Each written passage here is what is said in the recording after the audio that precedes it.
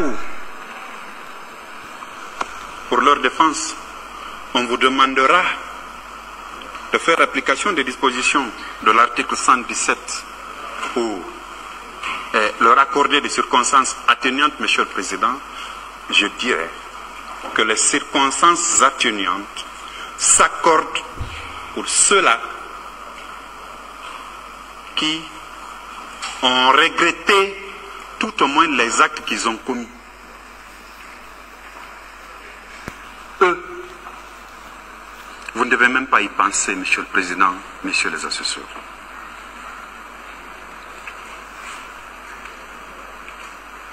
Monsieur le Président, Messieurs les assesseurs, voici le comportement individuel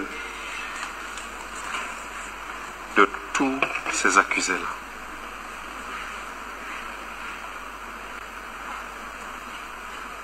Il ne me reste plus, Monsieur le Président, Messieurs les assesseurs, qu'à vous présenter les réquisitions finales de mon parquet. Et au regard, Monsieur le Président, de ce que nous venons de vous dire depuis le matin,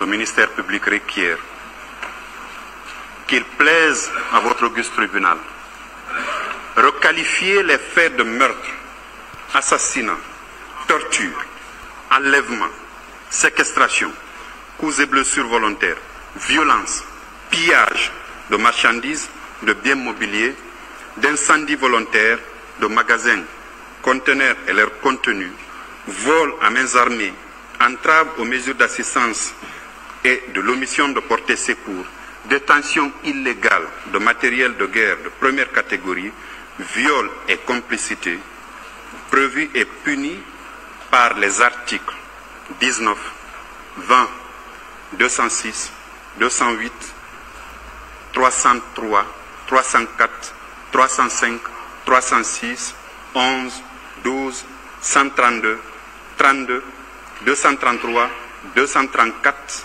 156, 239, 240, 241, 242, 268, 269, 514, 515, 373, 381, 382, 298, 884, 3 et 884.3 et 849 en ceux de crimes contre l'humanité et autres responsabilités contenues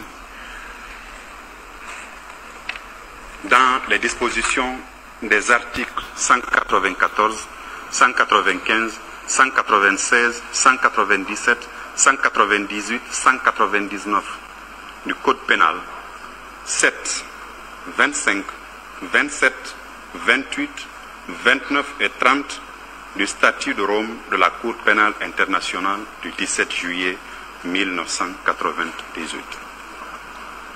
Constater le décès de Mamadouba Toto Camara, suivant déclaration de décès numéro 021 657 en date du 27 septembre 2022, établi par l'hôpital de l'amitié sino-guinéenne et par conséquent dire que l'action publique est éteinte à son égard. Retenir dans les liens de la culpabilité les accusés Moussa Dadis Camara, Moussa Tchegboro Camara, Blaise Goumou, Ibrahima Camara alias Kalonzo, Abdoulaye Chérif Diaby, Marcel Guilavogui, Aboubakar Sidiki Diakité alias Toumba, C.C. Raphaël Haba, Claude Pivi alias Coplan, pour des faits de crimes contre l'humanité par meurtre, assassinat, torture, séquestration, viol et responsabilité du supérieur hiérarchique. Mamadou Aliou Keita, Alpha Amadou Baldé, Paul Mansa Guilavogui pour des faits de crimes contre l'humanité par viol et torture. Pour la répression, condamné 1. Moussa Dadis Kamara, Moussa Tchegboro Kamara, Blaise Goumou, Abdoulaye Chérif Diaby, Marcel Guilavogui, Claude Pivy alias Coplan à la réclusion criminelle à perpétuité avec une période de sûreté de 30 ans. 2. Alpha Amadou Baldé, par défaut, à la réclusion criminelle à perpétuité avec une période de sûreté de 30 ans. 3. Ibrahima Kamara alias Kalonzo, Aboubakar Sidiki Diakité alias Toumba et Paul Mansa Guilavogui à 15 ans de réclusion criminelle. 4. Mamadou Aliou Keta et Cessé Raphaël Haba à 14 ans de réclusion criminelle. Décerner mandat d'arrêt contre les accusés Alpha Amadou Baldé et Claude Pivy alias Coplan. Le tout en application des dispositions des articles 6, 114, 116, 194, 195, 196, 197, 198, 199, 207, 267, 268, 269, 332, 232, 233, 234, 235, 236 du Code pénal, 2, 405 du Code de procédure pénale, 7, 25, 27, 28, 29 et 30 du statut de la Cour pénale internationale du 17 juin 1998. Monsieur le Président, Messieurs les assesseurs, l'un des reproches que toutes les composantes de la nation font aux décideurs élargis à l'institution judiciaire est de favoriser l'impunité, ce fléau qui gangrène notre vie publique.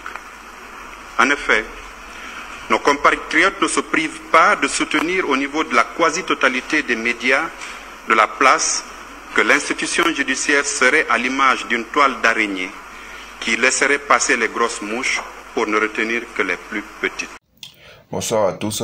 Eh bien, voilà ce qu'est une prise de décision ferme. Vous voyez, on partage seulement des années de perpétuité aux gens de façon ferme aussi. Je ne vais pas beaucoup parler, mais on a besoin actuellement de cette prise de décision dans nos États. On a besoin des personnes responsables qui peuvent prendre ces genres de décisions dans nos États. Celles qui, en cas de quelque chose de grave, qu'ils arrivent au moins à trancher que non, ça c'est impardonnable. Merci. Ce reproche interpelle chaque acteur judiciaire où qu'il se trouve quand on sait que la justice est rendue au nom du peuple de Guinée. Monsieur le Président, Messieurs les assesseurs, notre partition, acteur de justice, pour ne pas donner force ou crédit au dire de ces citoyens non au fait du fonctionnement de la justice, c'est d'œuvrer pour que les poursuites, instructions et jugements des contraventions, délits et crimes soient une réalité vivante, palpable et concrète toutes les fois qu'une infraction à la loi pénale est commise, quelle que soit la personne qui en est l'auteur. L'organisation du procès des événements du 28 septembre 2009 répond justement à cette préoccupation. La tenue de ce procès, qui pour beaucoup était incertaine, a été rendue possible grâce à l'implication et à la détermination de certaines personnes et institutions. Pendant la phase de l'instruction préparatoire, l'engagement de Maître Cheikh Sako, ancien garde des Sceaux, ministre de la Justice, a été sans faille quand on sait que le gouvernement auquel il appartenait ne faisait pas de l'organisation de ce procès une priorité. Je m'en voudrais si je ne disais pas un mot des magistrats qui, aux premières heures de cette procédure, ont fait montre de courage, de bravoure ou même d'audace, démontrant ainsi à la postérité ce que doit être un juge. Ils ont pour nom M. Souleymane Ba, Mamadi Diawara, Abdulmajid Bari, qui constituait le pool des magistrats instructeurs mis en place par M. le procureur général près la Cour d'appel de Conakry pour les besoins d'information. Chers messieurs, nous sommes fiers de vous. Que M. Sidi Souleymane Ndiaye, mon prédécesseur à ce poste, qui a suivi cette procédure jusqu'au réquisitoire de règlement, reçoive ici l'expression de notre reconnaissance pour la qualité du travail abattu. Que nos aînés, magistrats à la retraite, en fonction de la Cour suprême aux juridictions de base, reçoivent ici notre reconnaissance. Les institutions internationales, les ONG de défense des droits humains reçoivent nos remerciements pour leur implication active pour la réussite de ce procès. Monsieur le Président, Messieurs les assesseurs, après la fin de l'instruction préparatoire intervenue en 2017, il a fallu attendre septembre 2022 à la faveur du changement de régime pour que les nouvelles autorités, à leur tête, le général de corps d'armée Mamadi Doumbouya, fassent de l'organisation de ce procès une réalité absolue. Le dynamisme, le pragmatisme et la volonté affichée de M. Alphonse Charles Wright, ancien garde des Sceaux, ministre de la Justice et des Droits de l'Homme, et son cabinet auquel appartenait M. Yaya Kairaba Kaba, actuel garde des Sceaux, ont été des facteurs déterminants pour la tenue de ce procès. Que mes collègues, que nos collègues, Mesdames Diéné Sissé, Amadou Diallo, Fadwa Mansare, Fodé Bintou Keita, Amadou Diallo, qui étaient avec nous au banc du ministère public au début de ce procès et qui avaient effectué un travail remarquable, reçoivent ici l'expression de notre reconnaissance. Ces mêmes reconnaissances s'adressent aux juges suppléants, M. Kabine Keita, au greffier, Maître Mamadou Faure-Woulare, qui sont appelés à d'autres fonctions. Monsieur le Président, Messieurs les assesseurs, le procès des événements du 28 septembre 2009 a connu plusieurs premières fois. En effet,